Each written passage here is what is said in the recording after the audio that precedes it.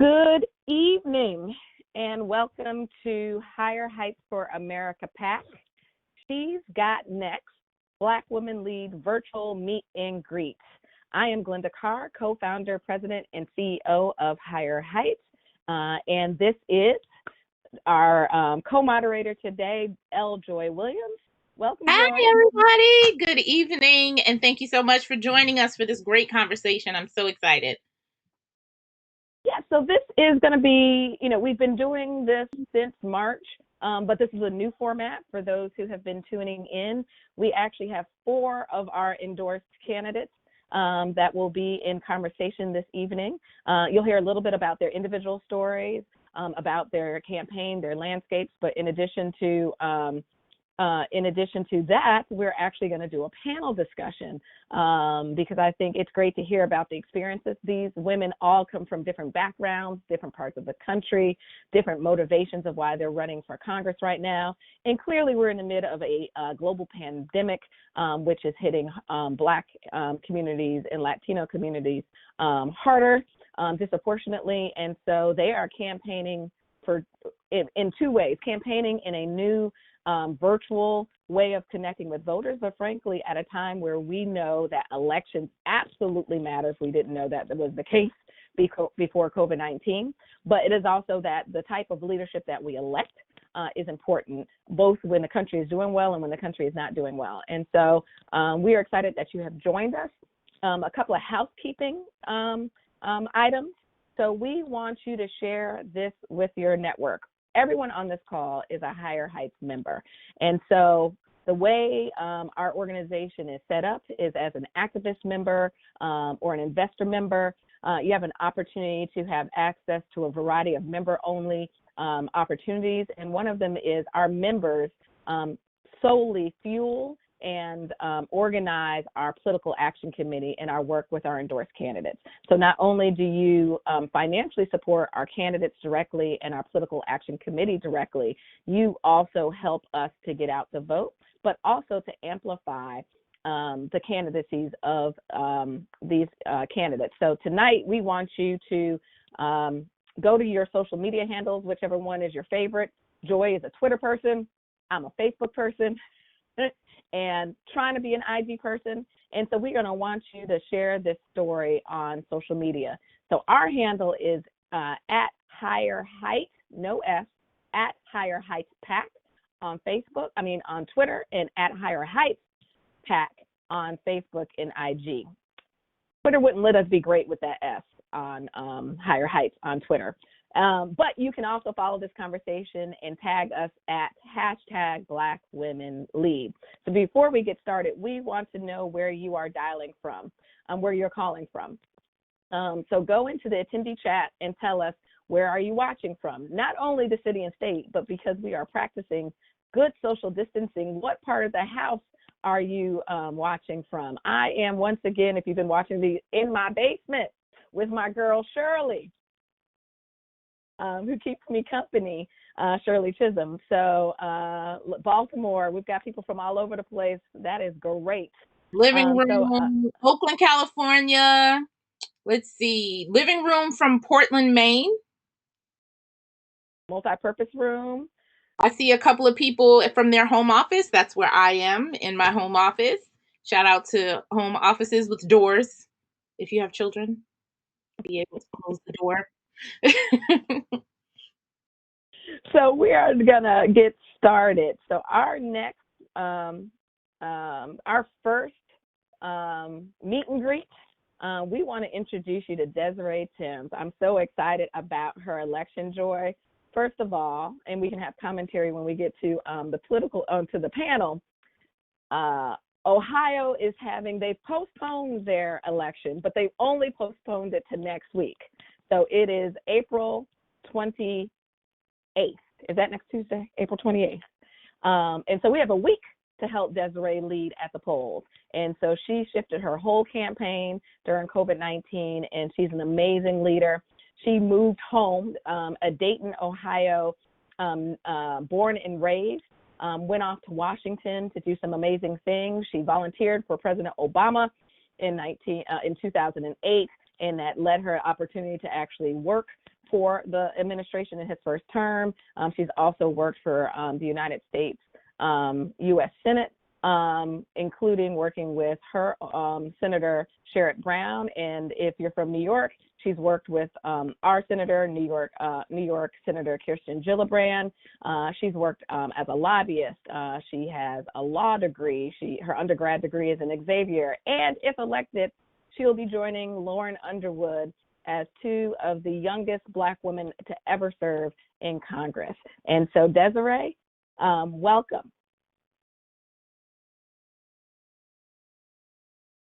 There she is. Thank you so much for that warm and lovely introduction. I am in the guest room in Dayton, Ohio. I didn't get to get my shout out in. Yeah, so I am so excited about this election. As you so succinctly put it, my background, I've worked on Capitol Hill, I've worked in the Obama White House, I went to law school at Georgetown. And when I got to a point sort of last year, I thought, you know what, I think the world is on fire. I think Donald Trump is taking us down fast, and we have to do something about that. And standing on the sidelines isn't one of them. So I decided to put my name and my hat in the ring, and I've been running ever since. When I moved back home to Dayton, 3 days after I moved back in, the Ku Klux Klan marched downtown Dayton. 3 days after that, we had 15 historic tornadoes in the city. 2 months after that, there was a mass shooting in the Oregon district, which many know as the Dayton shooting, which happened the day after El Paso. This community has been through so much, and it hasn't even been a year yet. And now we have the COVID-19 crisis.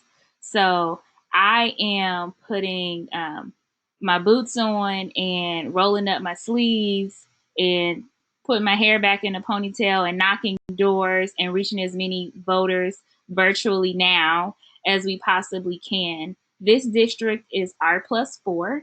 It's on the Republican by 4 points. It's rooted in an Obama-Trump pivot county. Donald Trump won the county the most populous, Montgomery, by 1 point.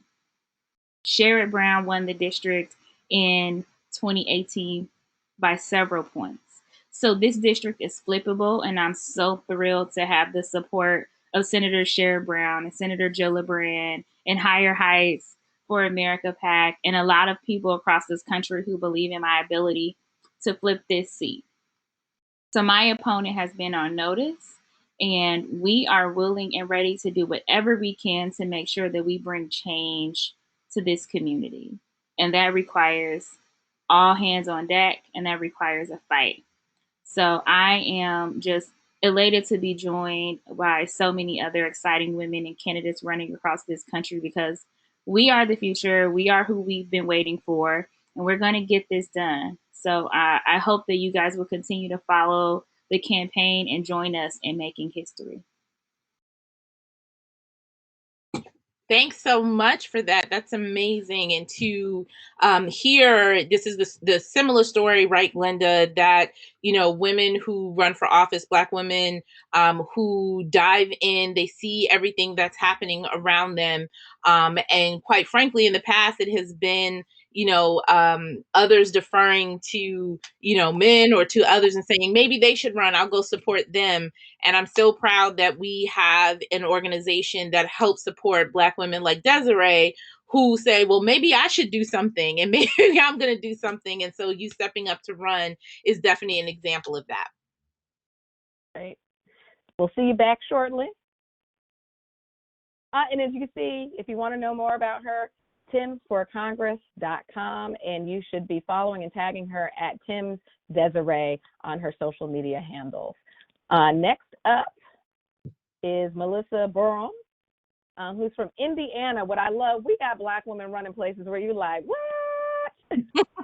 We are not just, you know, most people think Black women are running in districts that are, you know, districts of color. But you'll see that you have Black women running in diverse districts. And frankly, you have Black women running like Lauren Underwood, who won in a district that is only 3% Black, Joy, right?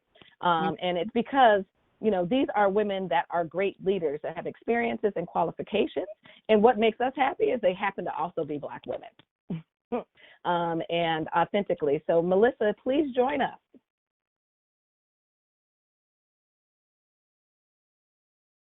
So, Melissa was born in East Chicago, and is a native of Northwest Indiana. Who's been to Indiana in the chat room? I've been.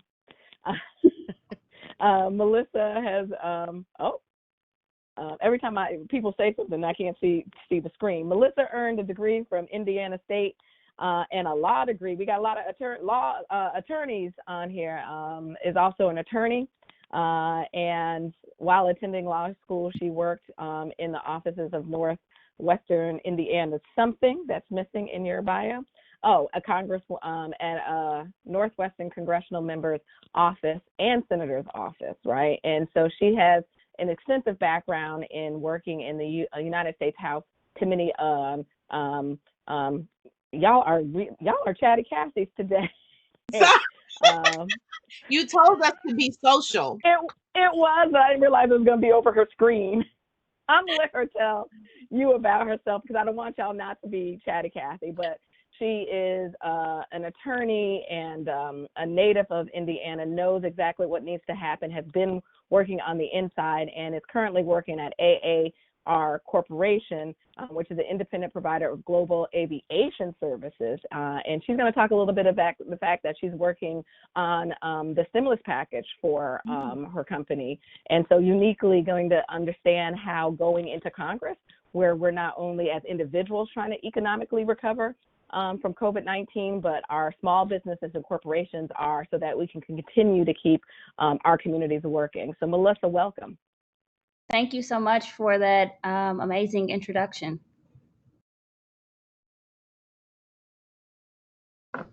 So just wanted to say a little bit about myself and why I'm running. I am originally from Northwest Indiana. I was born in East Chicago, raised in Maryville, and I currently reside in Gary, Indiana. I purposefully moved to Gary, Indiana after I graduated law school and after I worked for Congressman Pete Visklowski, Senator Dick Durbin, and also the House Committee on Appropriations. The reason I moved to Gary is because I speak a lot about not divesting in my community. I could have moved to, as we call it here in Northwest Indiana, South Lake County,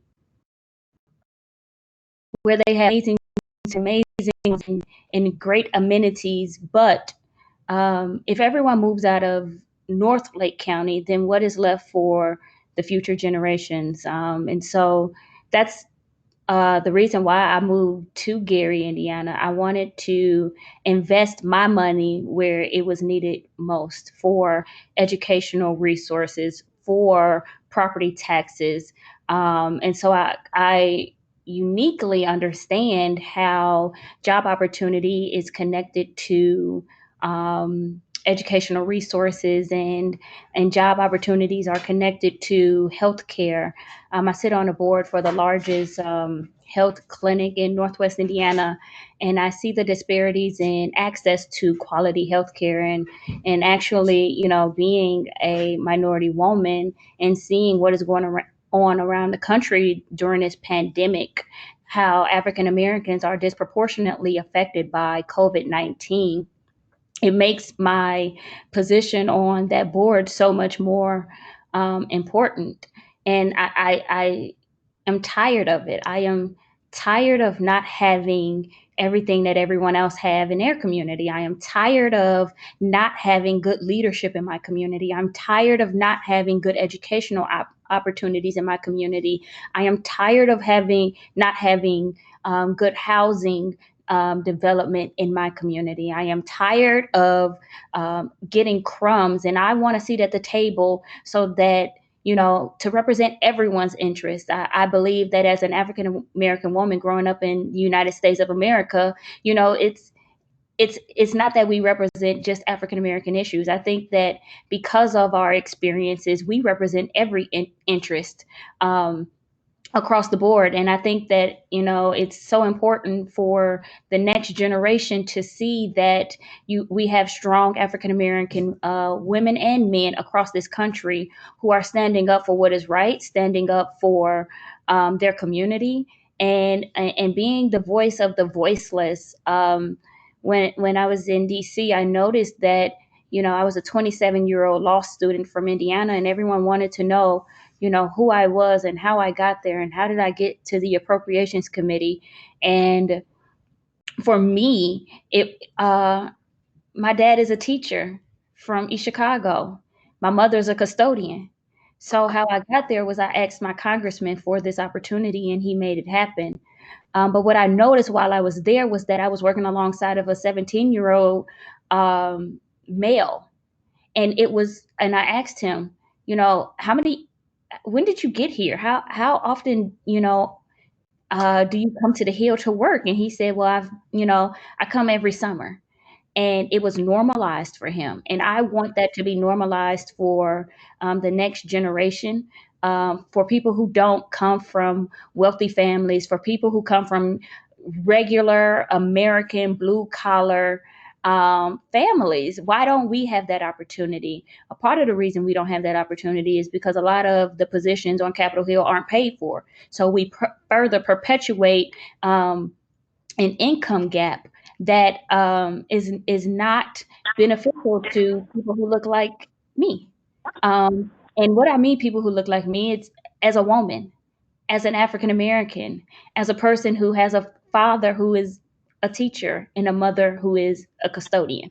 And so those are the reasons why I am running. I am running to have a seat at the table and to be a voice to the voiceless and to be a good representation of what I want good leadership to be.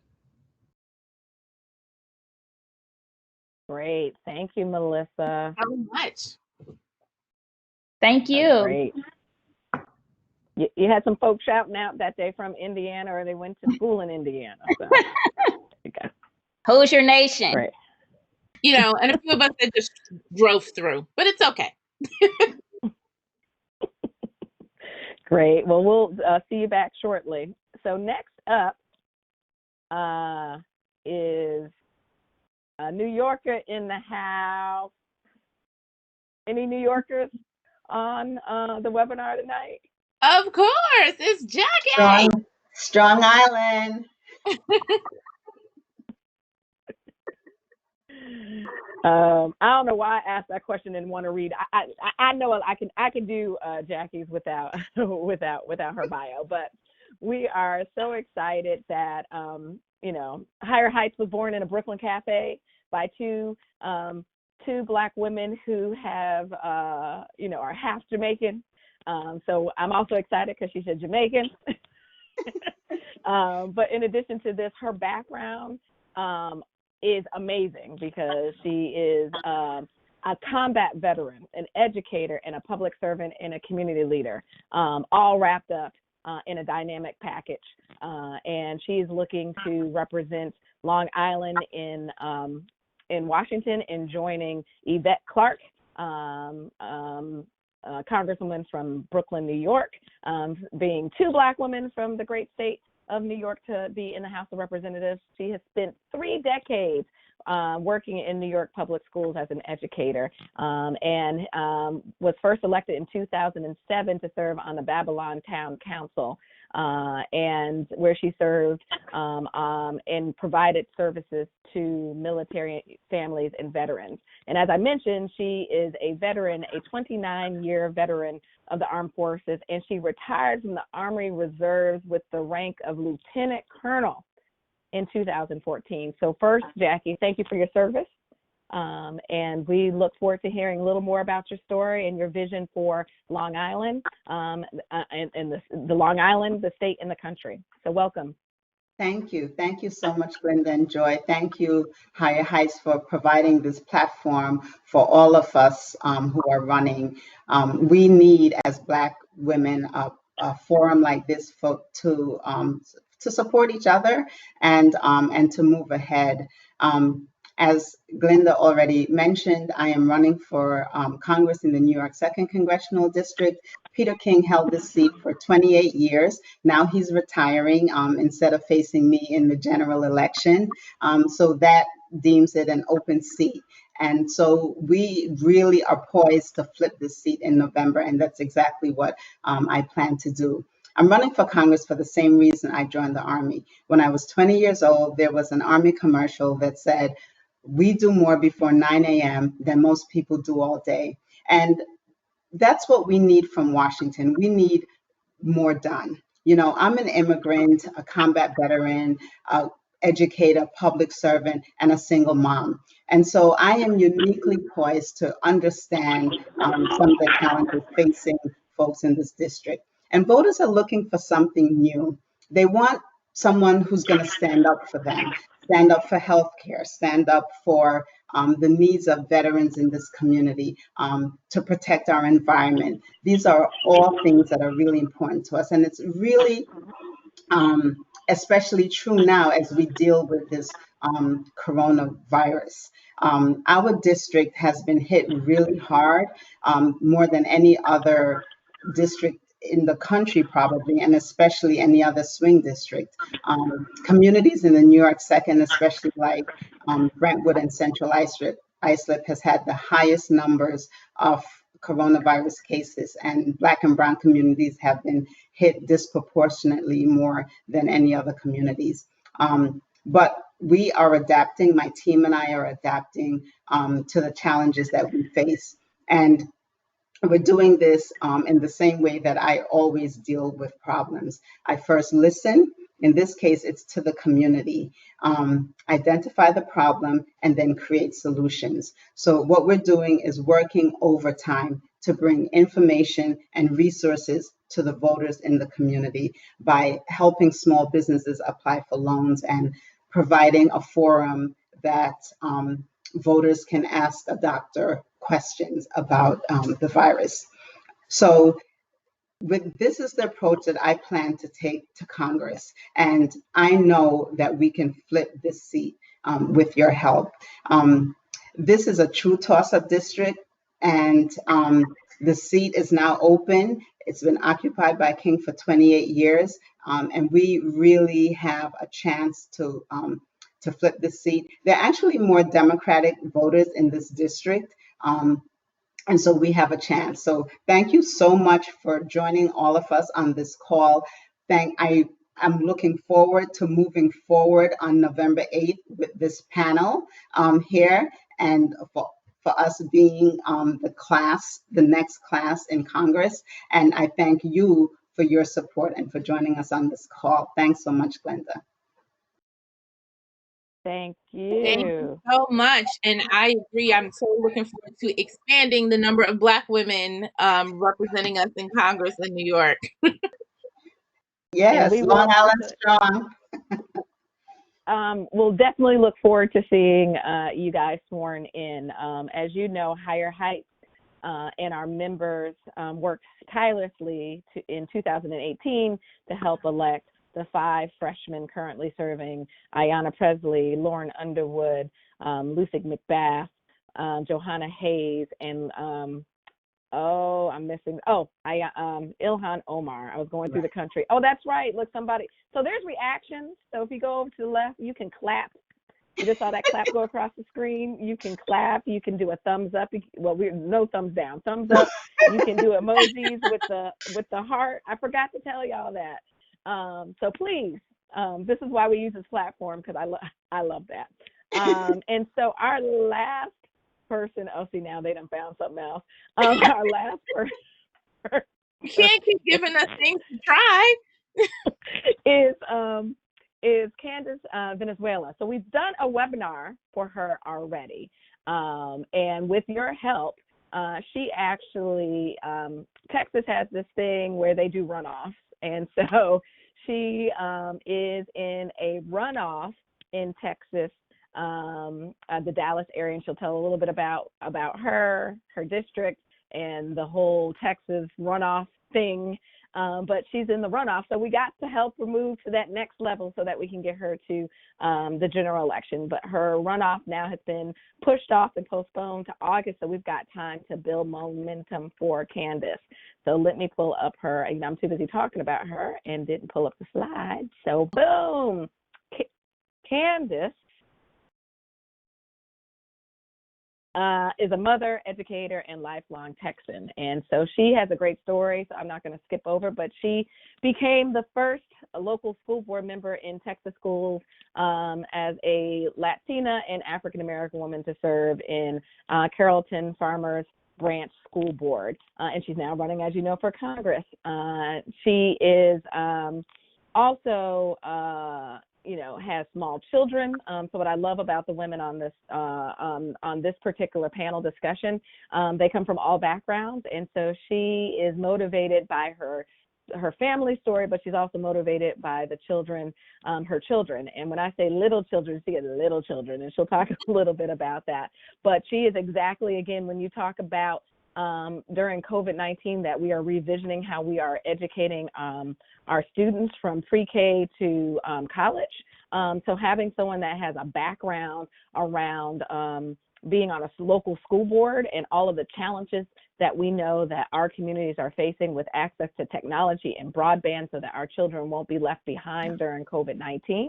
But frankly, the conversation about many essential workers that still have to go to work, and when we all go back to work, and as I say, go outside, that we are going to be concerned about daycares and early education centers where our children will have to go as we work. And we believe that Candace's background as an educator, as a member of the school board, and her unique experience as an Afro-Latina brings an important voice to Congress. So Candace, thank you so much for joining us. It is such an honor to be here, Glenda. And Joy, of course, as if Twitter is any indication, I'm a huge, huge fan of Sunday Civics. If y'all aren't listening to Sunday Civics, you need to add this to your podcast rotation.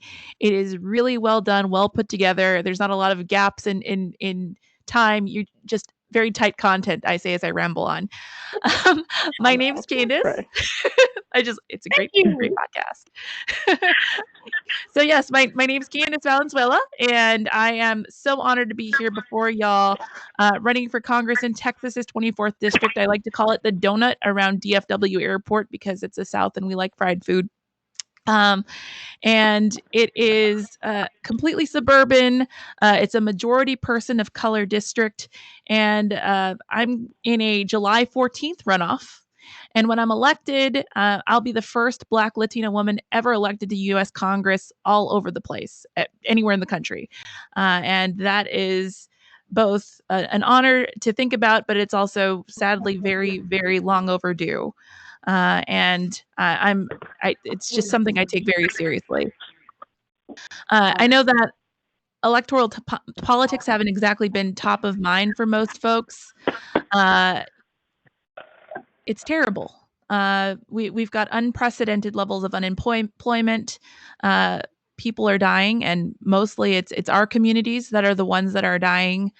Even as those of us who are safe in our homes, I am one of those folks that's lucky enough to not worry about whether I'm going to be able to put food on my table or a roof over my head, which is a little bit strange for me, given my own background. I know that a lot of folks are dealing with that every day. Our frontline workers, a lot of the people that I worked with in my school district are still going to schools to serve kids. Some people are in their classrooms, front loading a lot of content before going back to their own kids. And we're working really hard to keep the community going, to take care of what we have. And our lack of public schools right now highlights a lot of inequities that we're able to kind of paper over. Some of our administrators and our counselors and our teachers are part-time social workers, not what they're paid. They're not compensated for that job. That's the extra job that they've been taking on.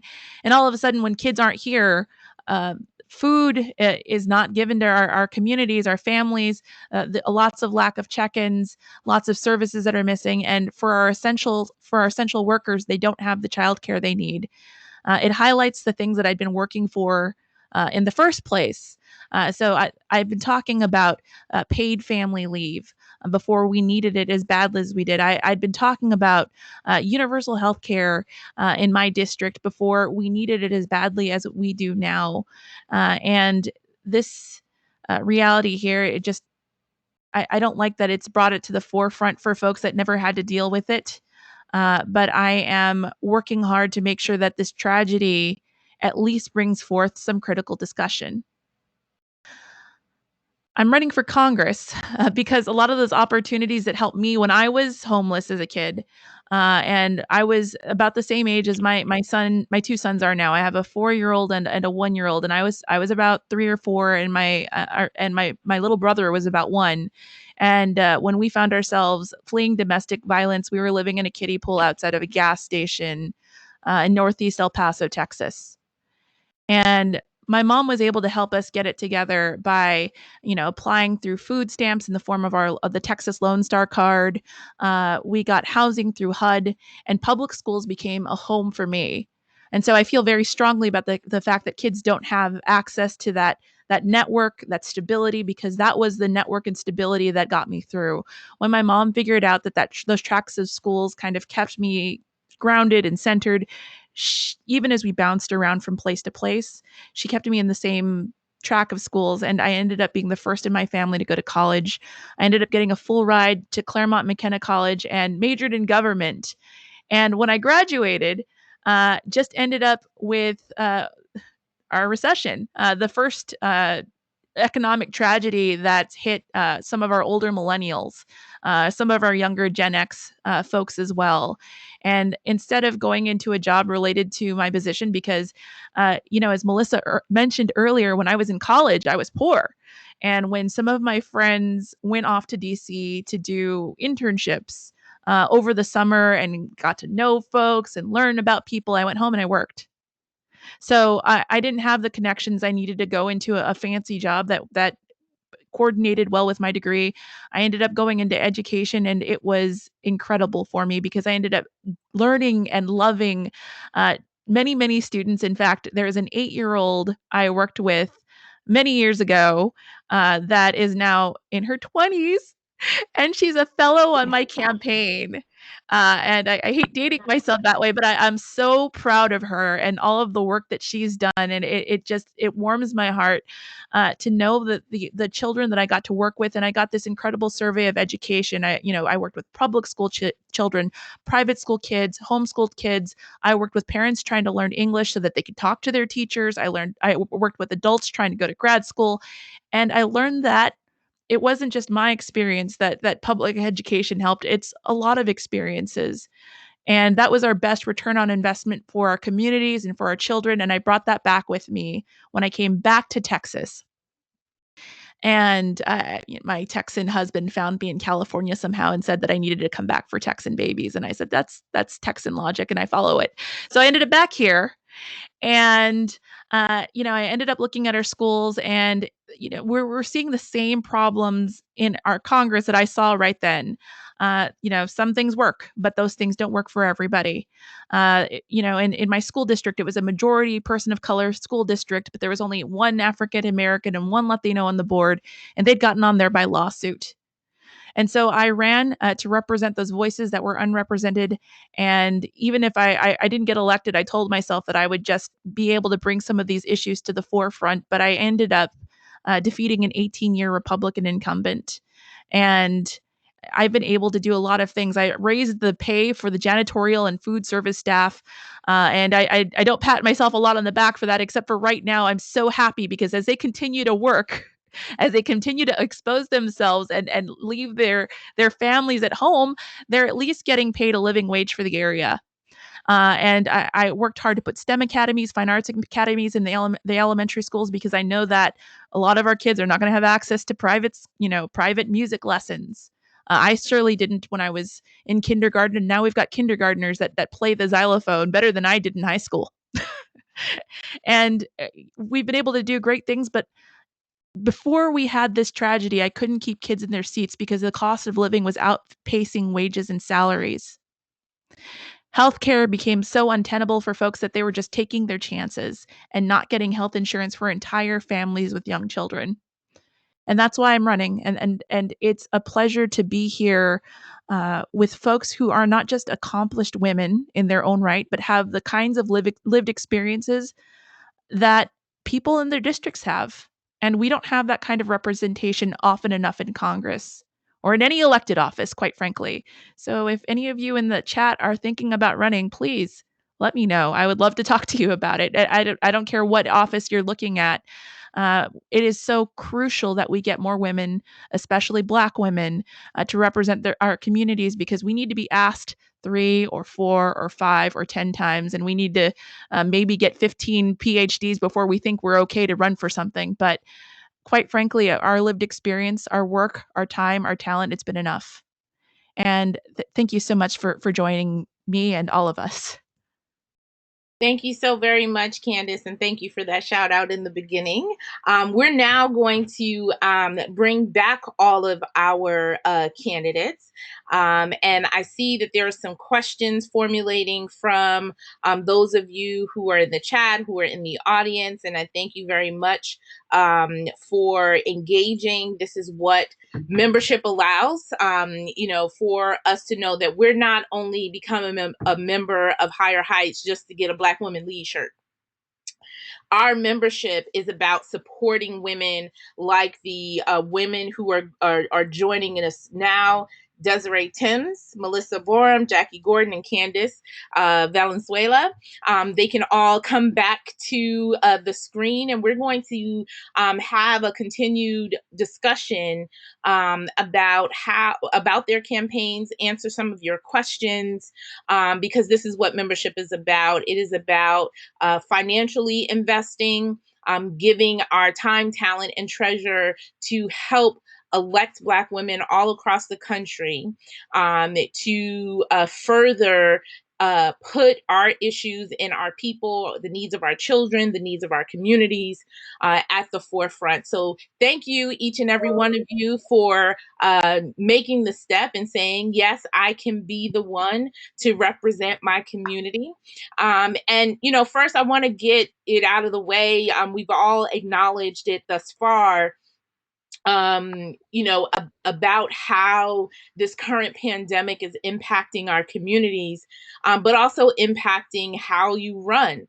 And we talk a lot about, how Black women, how women in general, are do more in terms of care, whether they're caring for their families, for extended families, and how are you incorporating that care not only in your own lives, but into your own campaign. And, I'll start off with Desiree. Yeah, so my entire team is remote, which is obviously not ideal because we are officially in GOTV.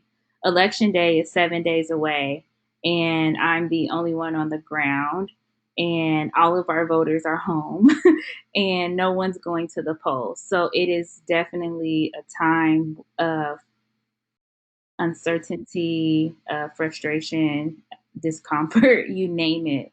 But it is the new reality in which we live in. And so sometimes it's that simple, taking a walk around the block to clear your head and to know it's going to be okay. We're confident in pulling out the primary, but it's still nerve-wracking as we went through one GOTV in March and 2 hours before Election Day. The election was on, and then it was off, and then it was back on, and then it was back off again. And so we had spent all of our money on the digital ads and the poll workers and the slate cards. So to basically prepare to do that again 3 weeks later, without all of those folks on the ground and those balls in rotation, is definitely something to process. And I think everyone's dealing with this situation differently, but it's definitely impacted the way we campaign. And this will be the poster child for GOTV in a pandemic, and GOTV during a vote by mail only, and GOTV in a virtual campaign. So, Jackie? Oh, Jackie, you're on mute, I believe. Sorry. Okay. So, as you know, I'm a combat veteran. So I spent more than half of my life in the military. So almost everything that I do is driven by those principles and those practices that I learned in the military. And so when this happened, what I go back to is the military, and we adapt and overcome. And so that's exactly what we did. This is the reality. This is the mission. The mission is November 3rd. And so we backwards plan in the mission. In the military, we prepare for any situation that might happen. These are ambiguous times that we're working in, and so we have to be prepared for that. And so we were able to quickly shift to a virtual platform and adjust, fire, change our trajectory. And this has to be the mindset, and this is it. And the team had to embrace it, and we just have to embrace it. And once you embrace it, this is how we're moving forward, and that's what we did. My team has actually planned out for the entire quarter until the end of June our virtual plan. If things lighten up and we are able to go live, then we can adjust and go back. But I believe that we may have to be virtual, and that's what we do. So we adjust, adapt, and overcome, and we listen to the needs of the constituents, whether as we're making phone calls and we're listening to what the community needs, and we respond to them that way. And that's how we decide what kind of things we're doing. Look what we're doing here. I think this is wonderful, and this is a great example of that virtual platform. So we have another question from someone who's participating. This is from Shannon Kendrick. Once elected, what do you hope to accomplish during your first term? I'm going to let Melissa take that first. That's so funny that you allowed me to take that question, because that's my best friend from New York. That was not planned. I did not know that. She lives in Harlem. So thank you, Shannon, and Soror, for that question. The first thing that I would like to accomplish is we need to really appropriate more for our public education. That would be one of the first things that I would work on legislatively. The second thing we need to work on is expanding ACA and Medicare and Medicaid benefits, and giving and fully funding them. And one of the other things, it's not legislatively, that I want to do, at least in my district, is leverage the relationships that I've built. We have a lot of underutilized resources in the first congressional district, such as the Gary Airport. And I have been fortunate enough to build relationships with different aviation technicians, schools, and also cargo industries. And so I would like to basically leverage those relationships that I've already built over the last 4 to 5 years, and bring them to the first congressional district, which will obviously bring in economic opportunity. And I am focused on bringing in economic opportunity that doesn't require a 4-year degree. It requires people who can, we can pull them right from where they are, and put them to work in good, hourly wages. And so, that's one of the first things we need to do in the first congressional district, is increase our income wages. The average income in Gary, Indiana is $16,000. So for me, it is, legislatively, I would like to, work on education and healthcare, but, I would like to have, the position as Congresswoman to leverage the relationships that I already have in bringing in economic opportunity for my district. Candace? You're on mute.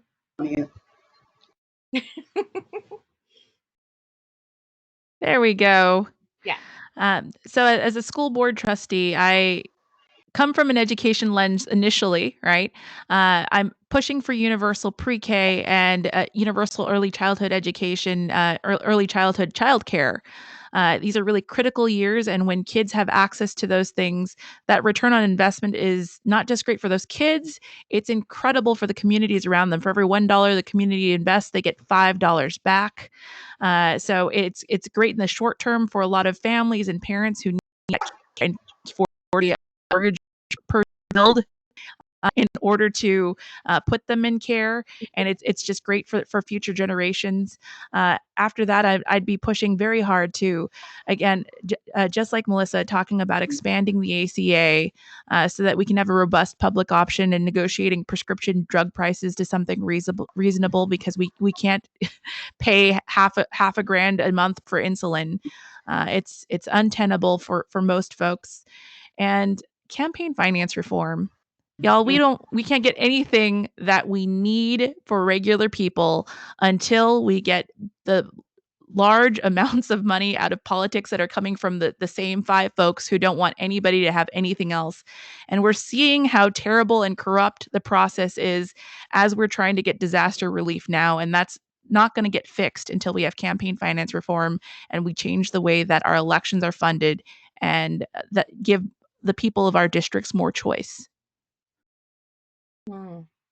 Thank you so much for that. So it seems that all of you, and I see the hand claps going by, hand claps for everyone. We have, other question from Ava Montgomery, the extreme racially motivated rhetoric that's happening in our politics overall, and how do we go to the next step in addressing that while also still addressing the very immediate needs of our communities. Jackie?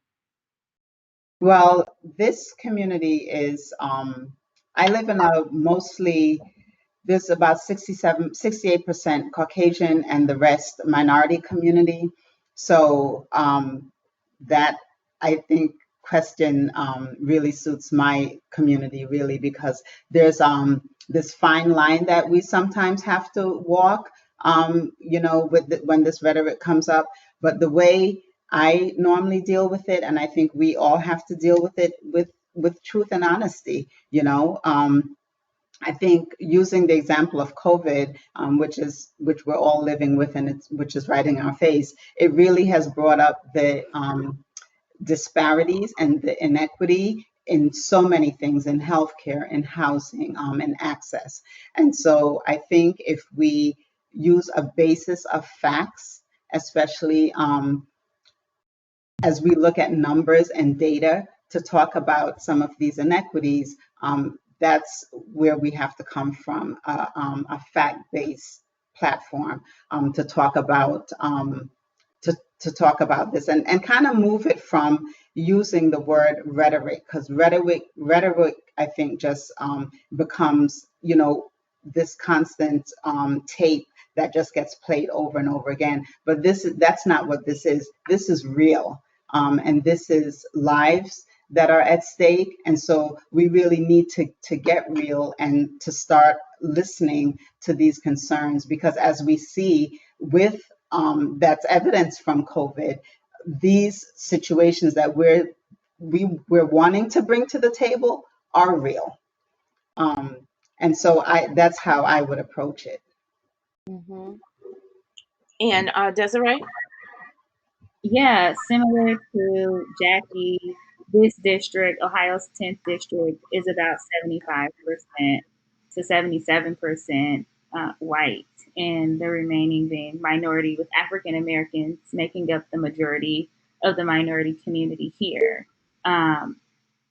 Like I said in the beginning, it's when I moved home, 3 days later, the Ku Klux Klan marched downtown Dayton. And what we saw was an opportunity for the community to respond.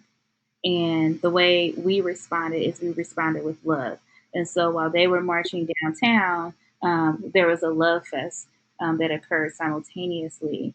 and people came together to talk about why we are stronger together, how our differences make us not only unique, but it makes us stronger. It is our democracy. And I think there are some, and I saw some of the comments, I deplore code switching. That was, look, as a Black woman, I'm the first African American endorsed by the local party here for this seat. And I don't take that lightly because this community, the city of Dayton, for example, is almost 46% Black. And I'm the first, and it's 2020. We still have a long way to go, but Black women have been and continue to be the backbone of the Democratic Party.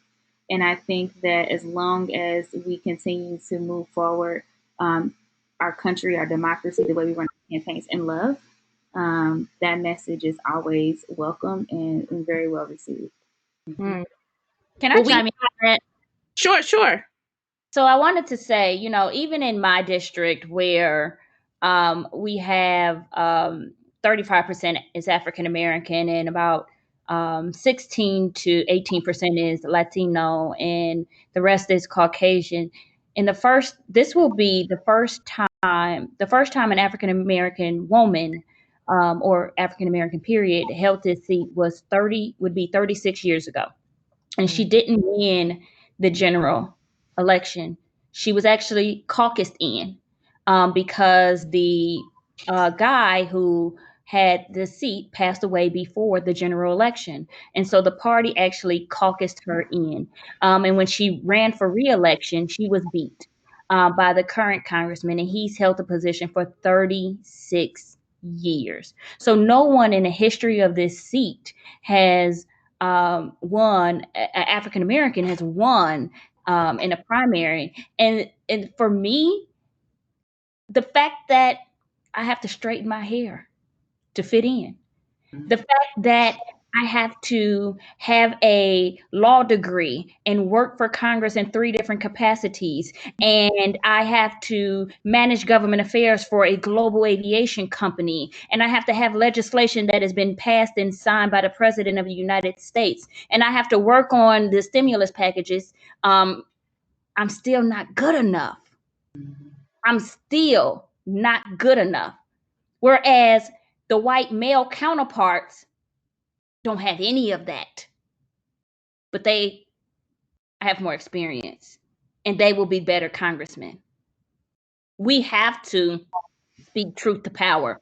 This is why a forum like this is so important, because we are speaking truth to power and we have to call it out for what it is. I am tired of people changing the pace of the race for the race. Sorry. I just need to clip that, like, the snaps, what the kids do now, like the snaps instead of the claps or whatever. I mean, that's real. That's what we have to face. No one has fought more than an African American woman. Let's talk about it. Sorry. Absolutely. And I mean, to your point, as those of us who serve on the PAC, and, go through and looking at the Black women who are stepping up or have been encouraged or asked 8 times, as Candace mentioned, to actually run, and you're looking at their experience, you're looking at what they've accomplished and what they've worked on, right? It should be a no-brainer. We tell the story all the time, and Glenda and I have said, a random white dude will get up and be like, it should be me. Like looking at himself in the mirror, having done nothing yet. And then we still have to encourage and cajole and have fantastic records and background of managing people, managing money effectively, managing communities effectively. And so changing the nature of and that includes our communities, that includes our voters, of changing who we're used to seeing in elected leadership. It means that we need more women to jump in and step up. I think, do I have time for one more question, Glenda, or we hit time? One more. Okay, one more. one more question from Julie, who asked a question about affordable housing. I'm going to kick this to Candace as well, because this is not only. I'm sure that a number of you had a platform and issue about affordable housing before COVID-19. Now, given the new reality that we are in, and how noticing how vulnerable housing is, not only for people who are renting, but even for people who own, and those small property owners. What can we do about affordable housing, knowing what we are how we are looking into the future? Well, right now, there are some clear solutions. I've been talking to folks about the evictions that folks are threatening in the communities right now. In our community, especially, it's ridiculous because there's no one to rent to. When you kick people out right now, nobody's coming into those places, and we need to halt evictions. We need to make sure that folks aren't going to be on the hook for those couple of months, and whatever we need to do to bail out our small businesses, including some of our small apartments being rented out, is what we need to do, because it's a lot cheaper to keep people homed, keep people housed, than it is to push everyone out and then try to figure out a way to get everybody back into their places. It's not a tenable solution. It's not an economic solution. It's definitely not a compassionate solution. And even before this, I've been talking with community leaders. When you're a kid and you're homeless, you don't necessarily think about the broader implications of it. But HUD was there for me. And HUD isn't there for a lot of families now. People are sharing or fighting for the same share of money that was there 10, 20 years ago. And even though needs have changed and expanded, and again, even though wages and salaries have not kept up with the cost of living, it's harder and harder to keep people housed. We need to fund HUD. We need to pay living wages and salaries. And we need to make sure that we're building housing ourselves, and that housing is equitable, that everybody who needs access to it gets access to it, regardless of race, gender, sexual orientation, gender identity.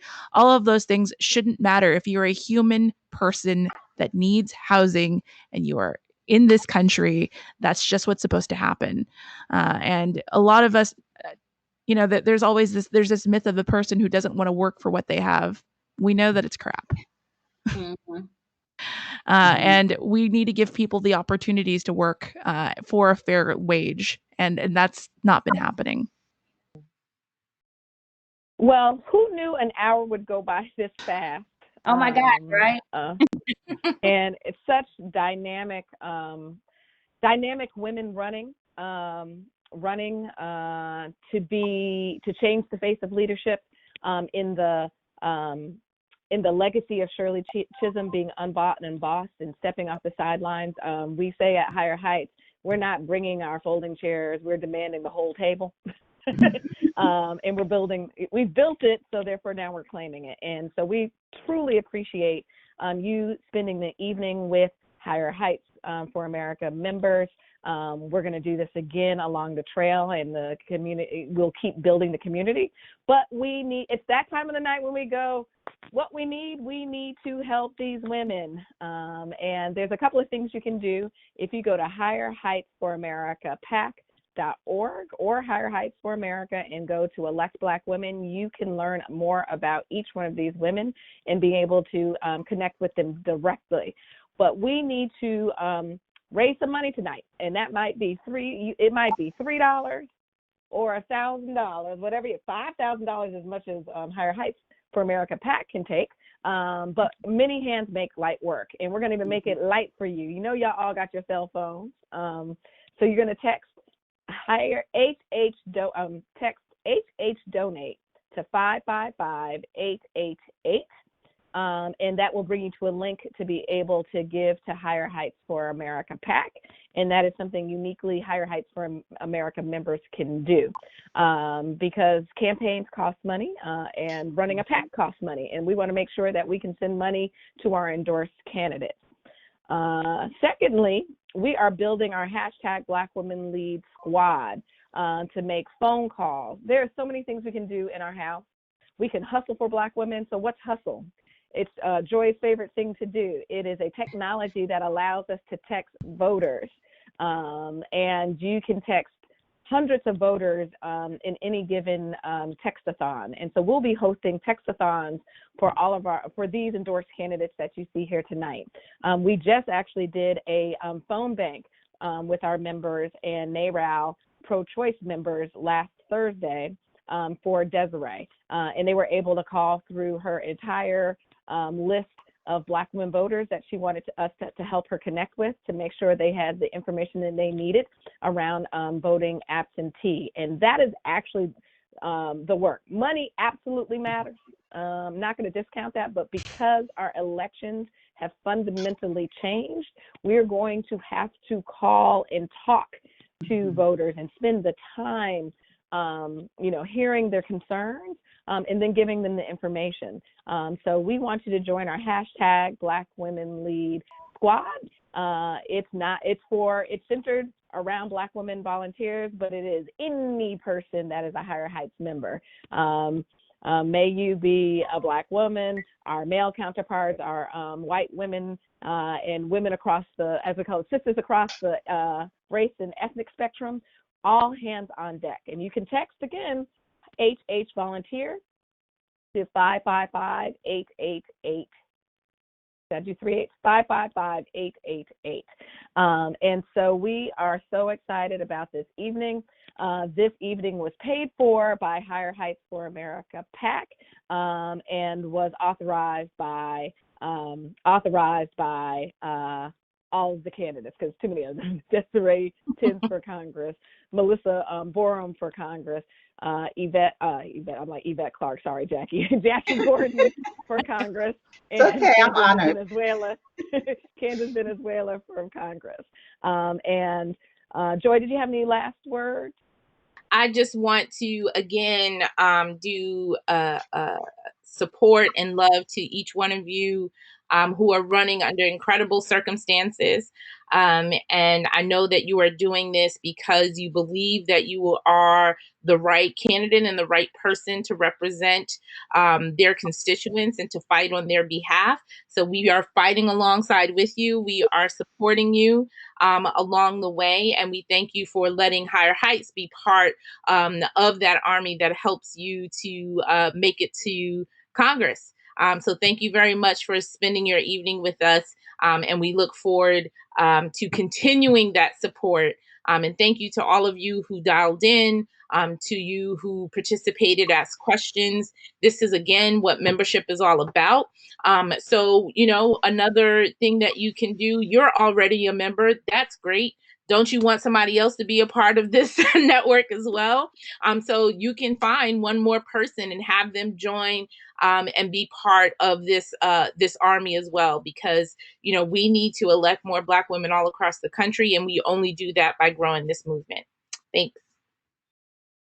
Good night, everyone. Thank you. Thank you. Good night. Thank you.